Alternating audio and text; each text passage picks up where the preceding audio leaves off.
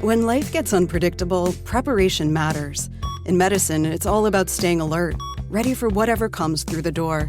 On the road, it's no different. That's why Volvo designs vehicles to help anticipate risk, reduce harm, and protect lives. The Volvo XC90's advanced safety systems inspire confident decisions wherever the road takes you. The Volvo XC90, for life. Proud sponsor of the Pit Podcast. Learn more at volvocars.ca/safety. We're going to start off the second hour of the program talking about the Official Languages Act and Bill C-13, which is aimed at, quote-unquote, modernizing the Federal Official Languages Act. Now, this week, MPs in Ottawa rejected the Quebec government's first two requested amendments on the Official Languages Act. A Liberal MP, Anthony Housefather, was there to fight back against suggested amendments. Have a listen to a little snippet of what happened. We believe it is fair for this committee to introduce references to the law in 96 that was just adopted by the Quebec National Assembly, which, while supported by a majority of Quebecers, is almost entirely opposed by the minority linguistic community of the province. Would we do this if we were in Manitoba and the Francophone community of Manitoba was entirely against a provincial law? Would we introduce that concept into federal law approvingly, even though we know the whole minority community is against? The same is true in Ontario or any other province people here come from. It's not fair. That's Liberal MP Anthony Housefather also suggested any reference to the Charter of the French language be removed from Bill C-13. And he's on the line with more on this. Anthony, welcome back to the program. Thank you so much, Elias. Okay, so Anthony, let's first things first. I want to sort of, before we get to amendments and that kind of thing, right now as it stands, this bill as it is currently written, are you, and again, this is coming from the Liberal government, your team, okay? So right now as it stands, are you okay with let's say there are no amendments, the bill is as is, it goes through. Are you okay with Bill C-13 as it is right now? Well, no. I mean, Bill C-13 as it is right now needs amendments, which is why myself and other English-speaking colleagues from Quebec have drafted amendments. But let's say the bill right now, if it was adopted, would be moderately bad. Well, a little bit bad. Uh-huh. If the amendments that are being proposed by the Conservatives in the Bloc would go through, the bill would be as bad as Bill 96.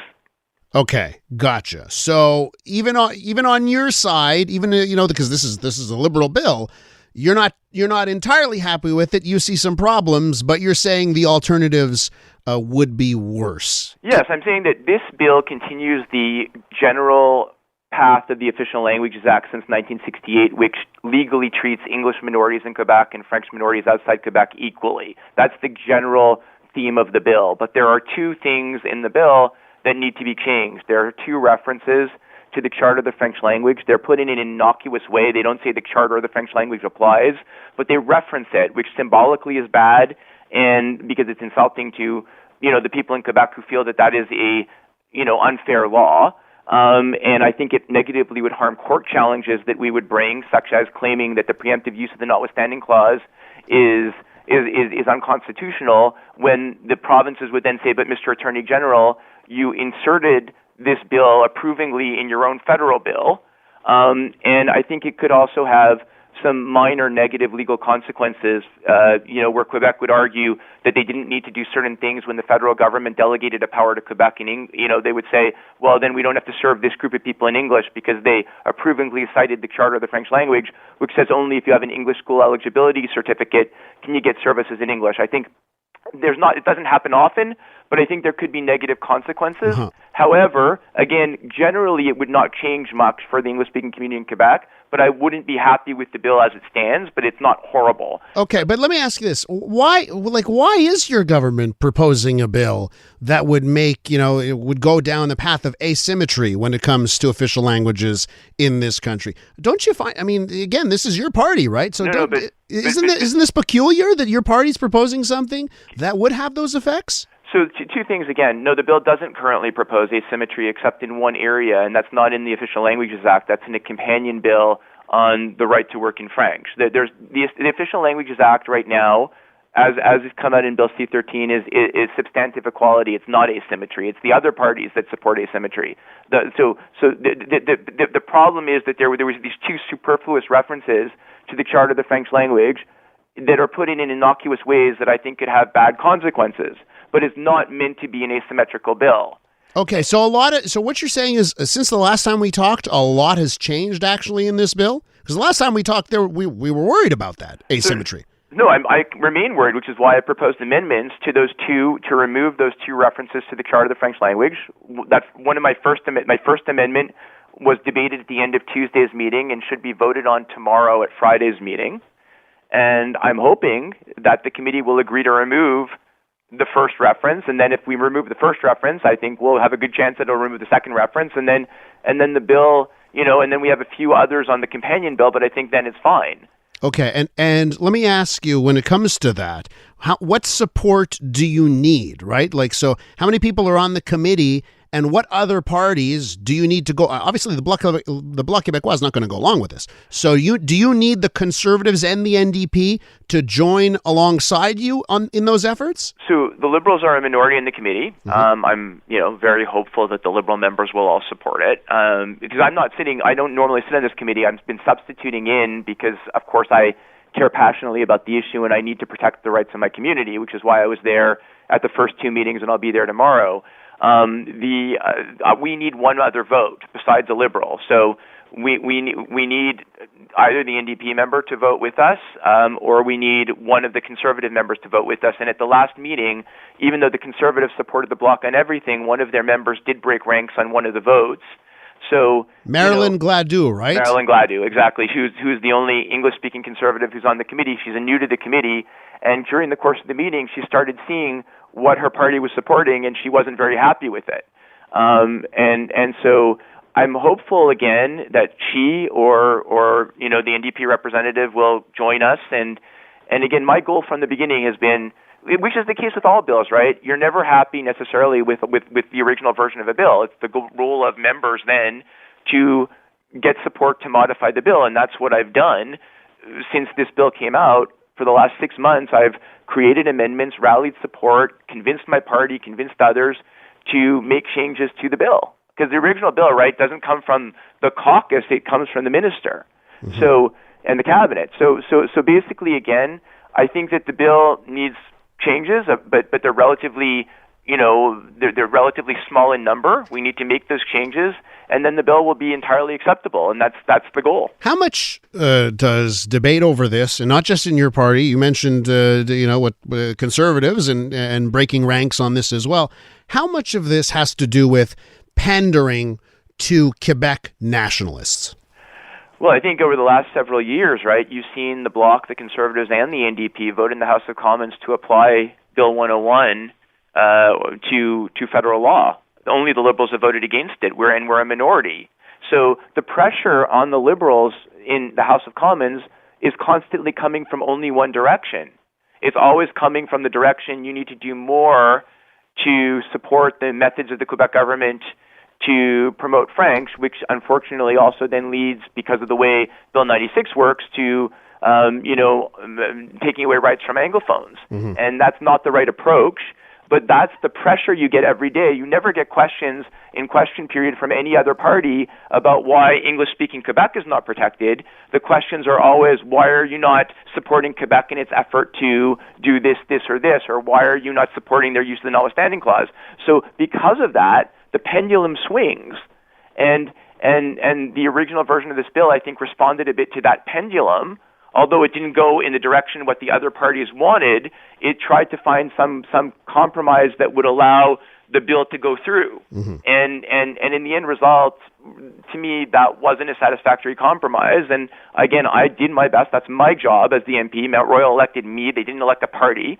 To go out there and fight for my constituents, fight for the English-speaking community of Quebec, and make sure that I tried my best to make this bill satisfactory to our community too. Okay, so listen, I'm sure you'll join us again to talk about the Official Languages Act and what happens over the next little while. But since you mentioned, representing your riding, and this appears to be a topic this week where a lot of Quebec Liberals have gone on the record and talked about it, I want to ask you about the uproar, the backlash over the naming of Amira Al-Gawabi as a special representative against Islamophobia. So obviously there's been the comments about Quebecers.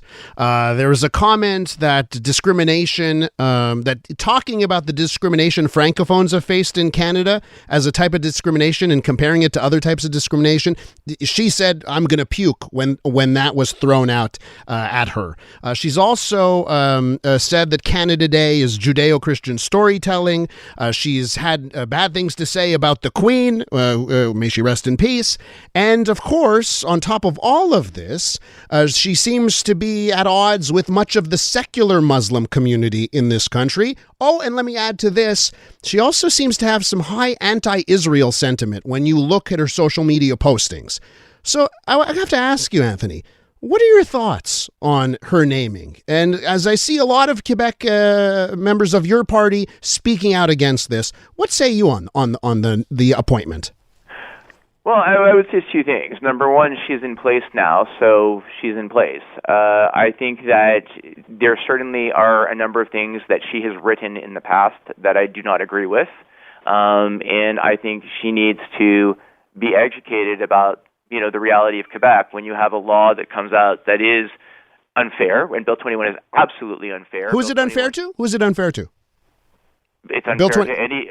Well, I think it's unfair to any minority who is stigmatized and not able to get a job or not able to get a promotion. And what about the people that are stigmatized by religion? What about gay people and women and other people that face that same kind of discrimination from religion? And the Quebec government says, you know what, we have to make tough decisions. This is where we're going to stand. Why don't you come out in defense of those people, the LGBT community on this issue, or women, or the disabled? I mean, I could go down the list of people that are discriminated against by religion. But again, we represent the state. Mm-hmm. The state can't discriminate. I don't believe religions should be rewarded for discrimination. But again, within a religion, there are religious rights that exist in this country. There's freedom of religion. Sure, but your government passed a conversion therapy ban that really does target religion and how it's practiced by some communities, right? So your government says, there's some ways where we have to encapsulate how religion acts in this country. Your government's done it on other aspects. Again, so I'm not quite sure what you're trying to get at. The issue of, to me, the state has to be not discriminate against any group. It is completely unfair, and I've spoken out. I've held rallies against Bill 21 because you should not be discriminating against people who wear a kippah or hijab or a turban. And in the same way, I was one of the people that was working the hardest on the conversion therapy bill because criminalization of conversion therapy, there's been proof about suicide and other horrible effects of conversion therapy. So I just want to, why are Muslim parents now the biggest part of the Mouvement Laïque Québécois that showed up in court to fight for Bill 21? Why do you think that is, right? That there are some Muslim parents that believe that actually Bill 21 is better for their children so they don't face a future of discrimination? Well, any Muslim, all I can say is the vast majority of people in the Muslim community that I know do not support Bill 21. Mm-hmm. And if there are some that support it, good for them. They can support it and they can defend it. I don't defend it. I think it's a horrible law. Okay. Well, Anthony, we'll leave it there. I want to thank you for coming on and talking about language and the latest controversy. You take care. Anytime, Elias. Have a great day. That is the Liberal MP for Mount Royal, Anthony Housefather.